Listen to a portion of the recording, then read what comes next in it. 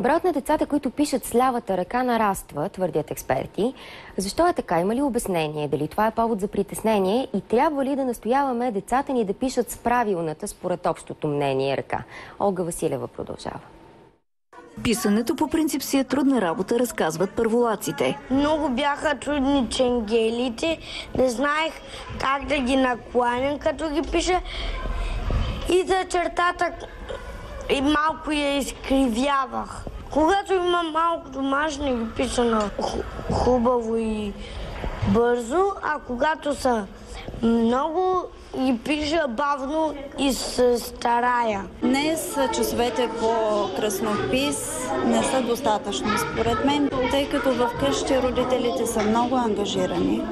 Ежедневието им е тежко и не могат да отделят достатъчно време на децата, за да се упражняват. Ако напиша на госпожата едно грозно домашно, тя няма да го разбере, но ще се оправя и ще го напише правилно.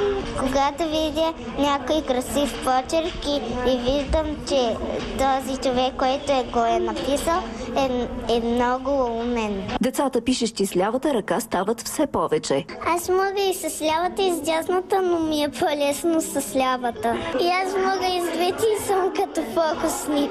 За успокоение на родителите, които имат притеснение, че детето им пише с лявата ръка, нека знаят. Светът е управляван от леворъките. Наблюдава се тенденцията момчетата така да работят с лявата ръка повече, отколкото момичетата. Силни индивидуалисти с изключителни, също така творчески заложби. Контрол над леваците упражнява дясното полукълбо на мозъка. И понеже на английски right е и десен и правилен, леворъките се шегуват, че те са правилното състояние на духа. Дясното полукълбо отговаря за музиката, изкуството, творчеството и гениалността. Аз искам да стана художник. Дори 40-годишните вероятно си спомнят как на времето жаждата за унификация е карала учителите да се превръщат в мъчители.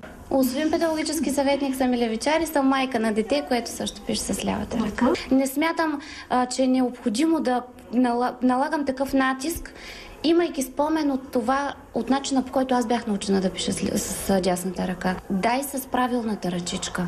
Детските психиатри съветват детето да не се насилва да пише с дясна ръка. Много са леворъките хора на изкуството, художници и актьори, сред които попадат имена като Леонардо да Винчи, Грета Гарбо и Робърт Де Ниро. На фона на печалните статистики, които напоследък ни заливат, завършваме с позитивна нагласа. Ако броят на леворъките расте, много от тях са гении, това означава, че българските талантливи деца стават все повече. А това вече е ясно след гостуването в този първи клас в Русе. За Събуди се от Русе, Олга Василева.